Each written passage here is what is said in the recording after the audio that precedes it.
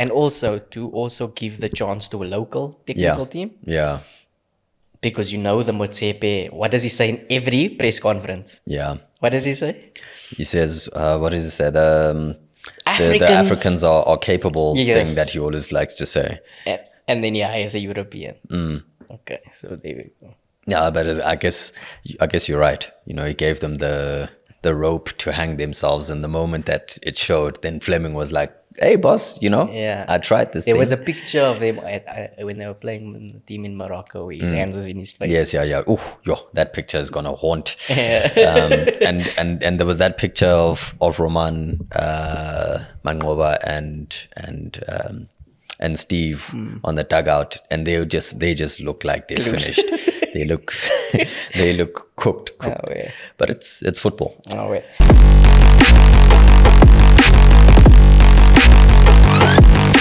Yo guys, we're back again. It's Lorenz Kola on the Bettor podcast.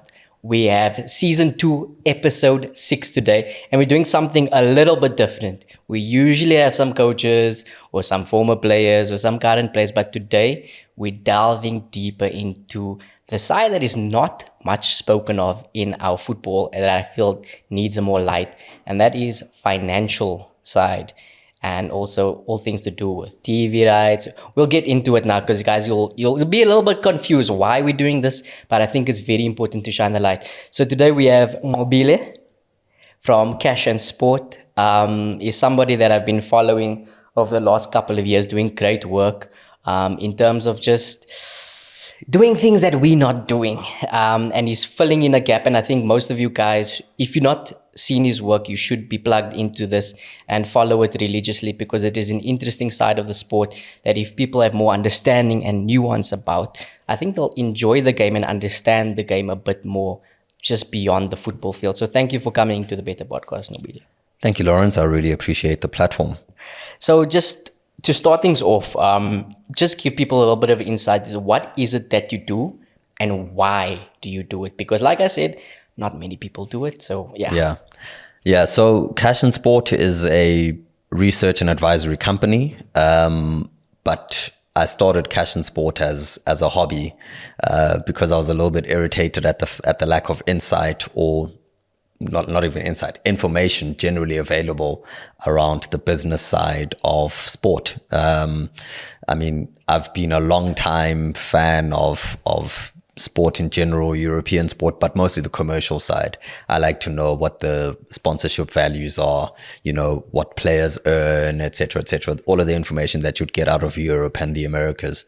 And around 2018, I got very annoyed at the fact that I couldn't find a lot of that information. And I was doing a lot of work at the time where I was asked to try and find information like that, and it just wasn't available.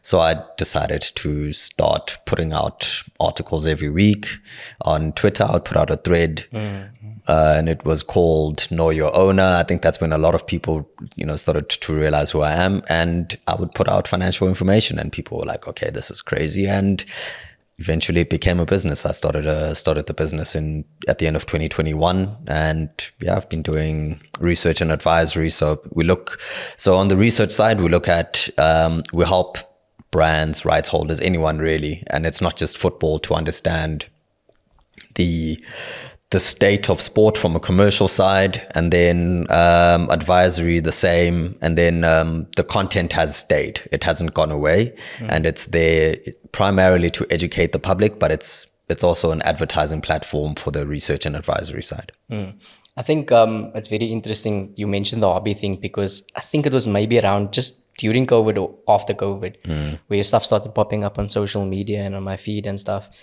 And I think the day where it dawned on me, like, hey, this is not a hobby anymore, was we were sitting, I think it was Sandton Convention Center. Yeah. And Dr. Ivan Koza name dropped you in the press conference to Dr. Patrice Motsepe. And he said, hey, this guy is doing this and this and that and blah, blah, blah. And I was like, okay, so this is not Twitter threads anymore. There's something more behind the scenes about that. So obviously it's become a business now. If you can, what type of clientele do you work with? And has this been successful, or is it still a work in progress?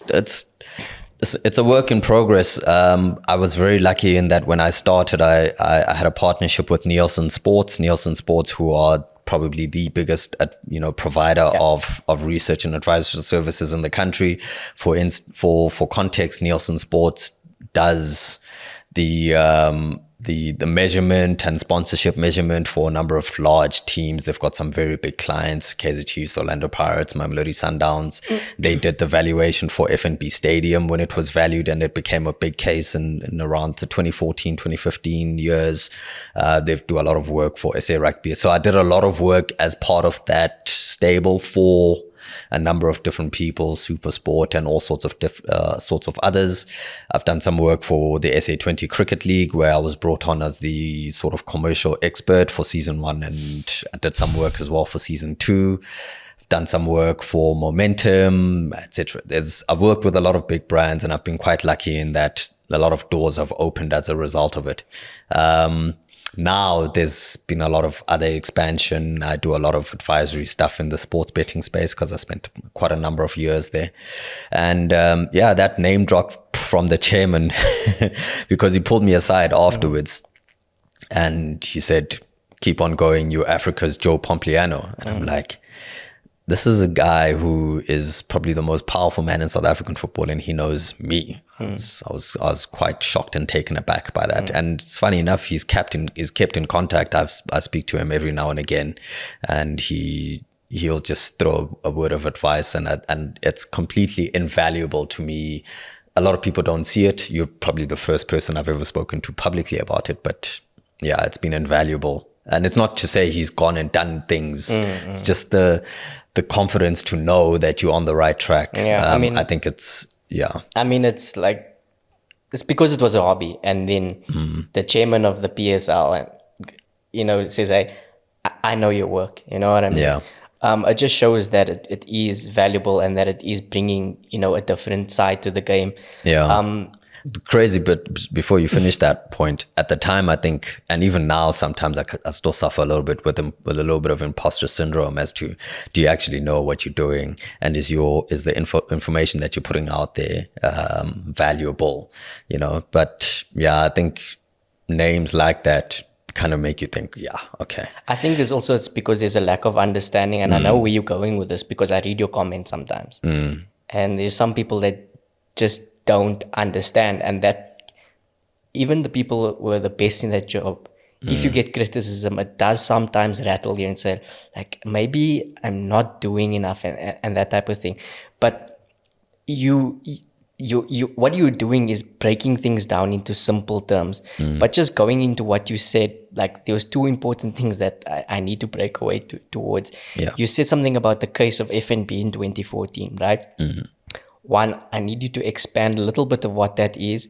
And then two, why is it important for football clubs to know their valuations within that space as well? Both questions are extremely important. The first one was the FNB Stadium previously was owned by SAFA, right? Leading up to the 2010 World Cup and shortly afterwards. But then we remember that SAFA, after the 2010 World Cup, in and around 2014, had some big challenges. This was around the time of Kirsten Namatandani, and there were some big financial challenges. And essentially, they relented ownership of the stadium back to SAFA, but there was money owed to FNB, and part of the agreement afterwards was that the stadium would fall back under the control of the municipality and the debt would fall away, right? But then they sought to revalue the amount of the value of the sponsorship of FNB Stadium because it was disputed. There was BMI Research who had done one part of the valuation, and the other part of the valuation, they asked Nielsen to come and do that. They valued it at between 14 and 16 million rand. They stuck to 14 million, which was close to what BMI had. And they said that's what the value was. And I think this was in 2017, if I'm not mistaken. And I do know that they've extended that since then. So that fee in terms of the value of the naming rights of FNB Stadium should be somewhere in the 20s at the moment. But why would that be a SAFA thing if the municipality didn't took over? So prior to when Soccer City was Soccer City and Safa still had offices in and actually they still do now, actually. Safa House is still at FNB Stadium. At the time, they owned the stadium. I don't know what the complicate or the agreements were until then. But then there was cash owed to FNB as part of the ownership. I think it was somewhere in the region of 500 and something million. It was a lot of money, and Safa couldn't balance the books essentially, and the ownership fell away. Okay, I don't want to get too deep into, because I wasn't part of things back then. I have done some research on it and understand it a little bit, but I'd probably need to go back and just do just to fine tune that, just to make sure. The second part of your question, I think, is very relevant and very interesting for football clubs now. On another podcast very recently, we had a chairman of a football team saying that PSL clubs are not supported by corporate South Africa. Black-owned PSL. Black-owned PSL clubs are not supported by corporate South Africa, and a lot of them, and I've done the research. I mean, 65% of PSL clubs don't have a front of shirt sponsor. Over 70%, almost 80% of the clubs don't have a sleeve sponsor, apart from those who are associated with the owners. So let's say, for instance, an Ndlovu being on the front of an AmaZulu, Ndlovu is owned by the Zungu family. So essentially, you're paying to have your own brand. Be that as it may. Just as a side note, the funny thing is, when he said that, I think it was a day after, very close. Cape Town Spurs just got a corporate sponsor with Albany Bread. And I think that created a bigger conversation about that. And then somebody messaged me and said, hey, don't you think it's because Cape Town Spurs are sound administratively? They've got actual accountants doing their books. Well, I don't know about the backroom staff of all the clubs, but what I can tell you is that of the clubs that I know that, brands have worked with or do work with at the moment, like BMI and Nielsen and so on, I think there's only about 3 or 4 clubs that have someone actively tracking what their brand value is. Chiefs, Sundowns, Pirates. Yeah. What exposure in terms of the logos, the sponsors get, etc. The sentiment around the brands on digital and social media, and actually tracking and seeing what exposure the sponsor brands get on social media, digital media, the other media like print media, etc., television, etc. Basically, what you're saying, they know their value. Yeah, they know, because the reason why you would track all of these things is then you can go back to a sponsor and say, listen, you guys pay us this much money annually, right? This is the earned media value of all of that exposure, because the reason why you want access to us is because of exposure. And therefore, we think it's justified upon a renewal for you guys to pay us this much money, because we've given you so much media value. We've given you a return on investment in terms of your, 20 million rand in front of your shirt. We've given you 100 million rand in terms of earned media value.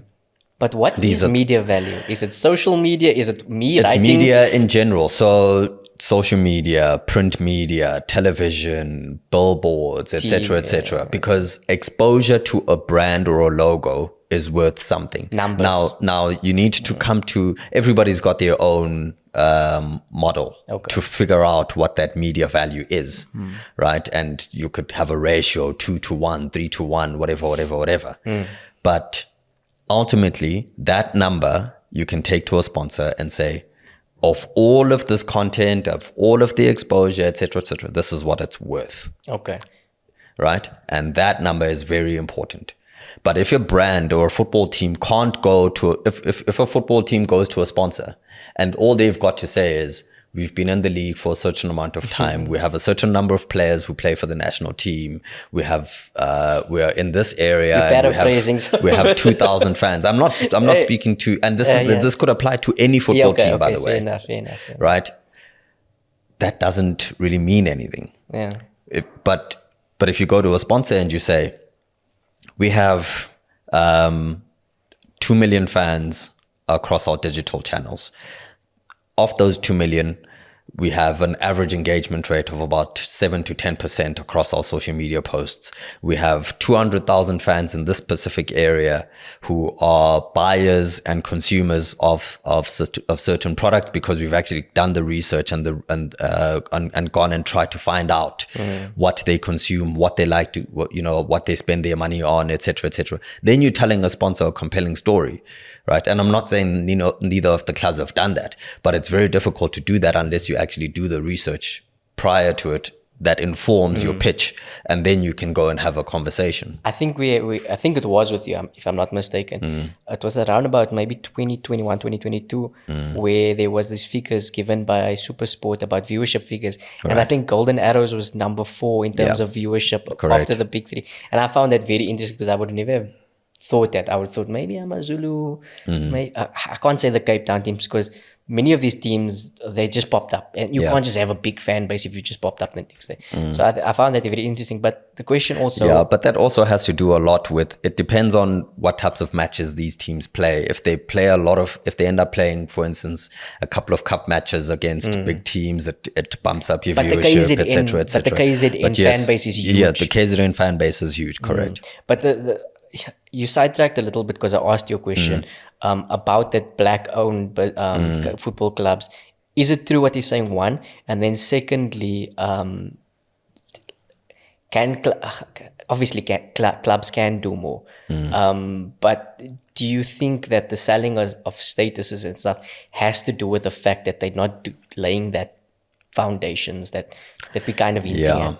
So, well, one, I do think that clubs can do more, for sure, in terms of putting a better foot forward.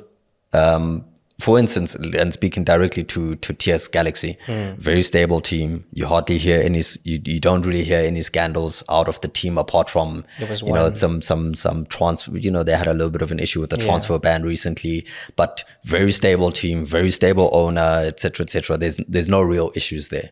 I don't know why they haven't got any sponsors, but maybe, if Tim is watching, maybe we can have a chat and see how we can help him to structure a sponsorship, pitch. But be that as it may, yes, clubs can do more. Especially, I know for sure that there are other clubs who, for instance, don't even have a website, do zero on digital and social, etc., etc. You know what I mean? That's a problem. I contact Polokwane on you Facebook. Contact them on. There's nothing going. I heard that there's the former social media manager ran away with the passwords and never gave it back. But then my thing is, like, just you go email and then you. It's not. So maybe just start a new account. Yeah, you're a football team. A new account. In no time, you'll have you'll have engagement and followers, and then you also have situations where club media managers are also the social media manager, and they're also signing players, the commercial manager, and they're also this manager, that manager.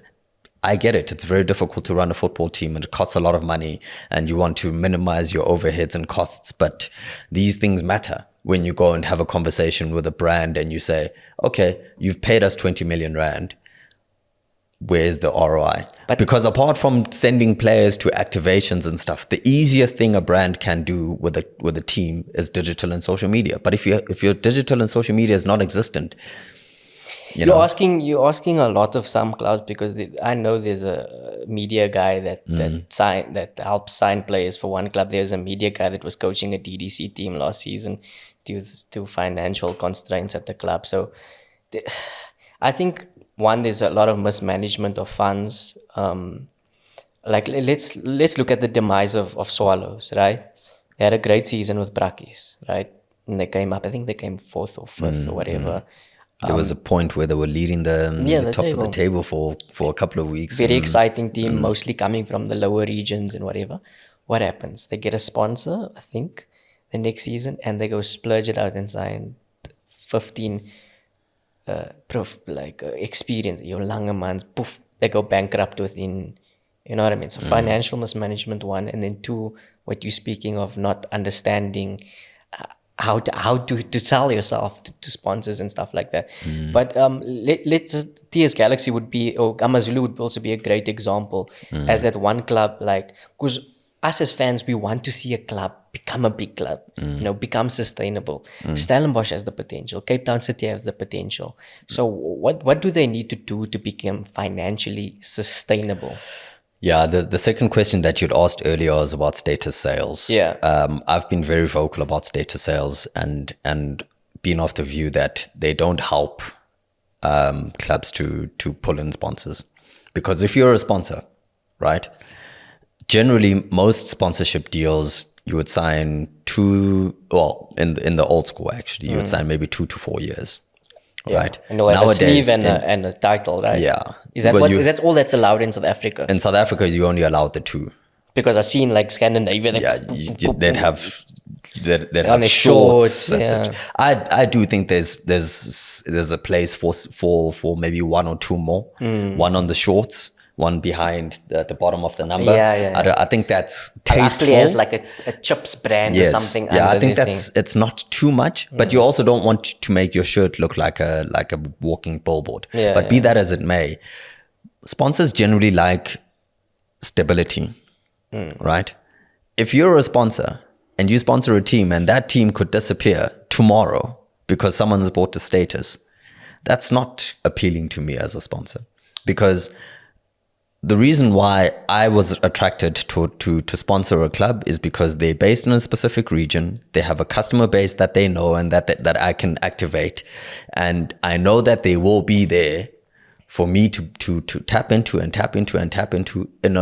over a long period of time. Because that's how sponsorship works. It's not like influencer marketing where people think you can give an influencer a post, they post it up once and it doesn't work. Yeah. Influencer marketing properly done is work over a long period of time, at least a year, and repetition builds, potential purchase. But if a sponsor sees a team, for instance, Marumo Gallants is based in Limpopo. Next thing, they're moving to, and that's not even a status sale. But what about a Bloemfontein Celtic, who was the mainstay of the PSL, had been there had probably the best and most engaged fans in the league, even to this day. And the team disappears, all the players go off to go and live in KZN, gone. How do you as a sponsor justify still sponsoring that team? They're now in a completely different area. You have to start your market, your activation pitches and everything essentially from scratch. I personally think that it's actually eroded the value of the league over time instead of building on it. And I get what the chairman says around the fact that these clubs are independent, entities that can be sold and bought by people. But I think the league should have specific rules around. It doesn't matter whether you're buying a team or you're selling it. You keep the name and you keep it in the city that it's in. But I think it's just also incompetence because, you can run into debts. Any club can run into debts with maybe instability in upper management and things like that. But the fact that Bloemfontein Celtic are still in the Motsepe League, they had obviously a Motsepe, not Motsepe. Yeah, Vodacom. Yes, yeah. I can't remember what the name of the league is anymore. Actually, it's a betting name now. They're still there, and they haven't managed to build anything since then. Because many people will think, okay, let's start from the beginning. Let's go back up, and then you'll have your fan base because it's still kind of Celtic. You know what I mean? A lot of people don't understand that TS Galaxy that won the Nedbank Cup is not TS Galaxy that's in the league right now. By virtue of law. They're actually Highlands Park, right? Yes, correct. And the TS Galaxy who won the Nedbank Cup does not exist. So I always chuckle a little bit when people are like, this team are done so well. They never won the Nedbank Cup. They're a different club with a different name. They just renamed Highlands Park. You know what I mean? And that kills history as well. But going into a different space now, I had a meeting with an agent. Our South African market is struggling right now in terms of agent, in terms of commission. They're not making money as they used to, mainly because there's only maybe 7 to 8, maybe 9 professional football clubs, and the rest are not doing what they're supposed to be doing. And when I say that, I mean paying agent fees, paying players properly, playing them on time. But that's another debate. Because what I'm talking about is he moved into a different sector of sponsorship marketing, right? And he told me betting companies are not allowed in this space, but it's going to become, and it's going to change the game in South Africa. I looked at him funny and I was like, why? He said, obviously, because there's going to be more investment, more money pumped into the league. Do you agree with him that it's going to change the game? Because it started now. I disagree with him to say that betting is not allowed. I said at the time. At the time. Yeah. I said already in 2022 that teams can get sports betting sponsorship. It's just the rules are a little bit obscure, but if they wanted to, I would encourage them to go and sign a sports betting sponsorship. The reason for that is because the marriage and the synergy between sports betting and football is clear to see. Football is the most bet on sport by far on sports books for one. So the synergies are there. You have 100 different leagues that people can bet on 24/7. Put your money in football because that's where the audience is. Makes sense. It's a good thing. I'm not an ethics person, but I do think that there needs to be ethical sports betting where you limit people, where you can clearly see where people are making more losses than they can generate. You provide people for cooling off periods. You do speak about responsible gambling, and you educate players, you educate officials, you educate etc. But the money is not going to not be there. It's there. And if you look at what's happened, and I've been warning for quite some time that unless we allow teams to benefit from it now, in 4 or 5 years they won't be able to benefit from it. And it will be too late. Why? The reason for that is because the general trend globally has been allow sports betting. It gets to a crescendo where there's too much exposure of sports betting, like people are losing too much money, etc. The public is too invested in sports betting, and then the lawmakers come and then they start saying there's too much sports betting, we need to get rid of it. And then the low hanging fruit is football, because football is the most watched and most engaged sport, and also football also has in terms of the quality of the audience, the lowest earning audience in terms of LSM. Your football watching audience earns less than your rugby watching audience, or your cricket watching audience. Tennis. So they won't go after cricket and rugby first. And it's a smaller amount. Exactly. So Italy has done it where they banned sports betting outright. That's why Italian clubs are struggling to sign players now, because the money is gone. Spanish clubs will definitely. They've kind of removed it already, but they still allow Spanish clubs to have a sports betting partner, but they're not allowed to have them on the front of the shirt. But they've got it on the board sometimes. But that's the compromise that they made, because the Spanish teams told the federation that if you ban it outright, we're going to have problems, because that money is crucial. It helps to sustain, our ability to spend. In England, when they remove that money, and in England they've taken heed of what happened in Italy and Spain, and they've said you're allowed to have a sports betting partner from the 2026 season onwards, but you're not allowed to have it on the front of your shirt. So you can still have a betting brand as a partner, you just can't have it on the front of your shirt, but you'll still see billboards and so on. Can you have like maybe 10-bet buying Old Trafford and making it the 10-bet arena? I think under the next rules you would be able to do that, but I don't think that the fans would allow to happen. But under the rules, I think it would still be allowed. So coming back to South Africa as a case, I think that we've kind of been a bit behind on the sports betting trend. I think the rules haven't been clear enough, and I've said this quite. If you want, people can go on our socials and check. I think the rules haven't been clear enough in terms of exactly what is the stance of the league on it.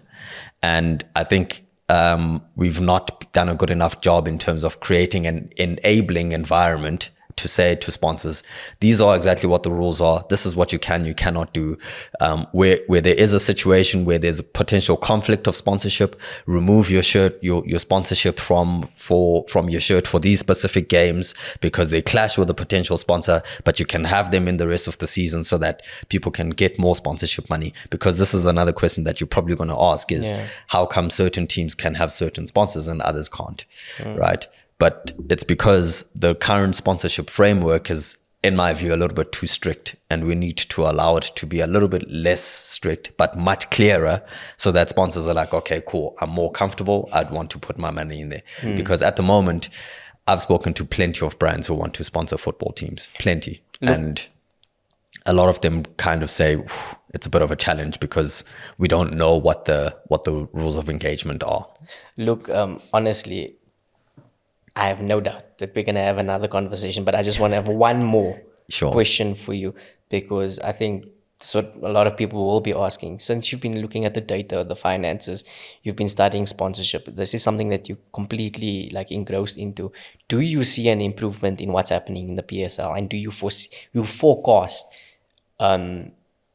clubs becoming more, I don't know, I wouldn't say professional, but benefiting more and building more, like we see?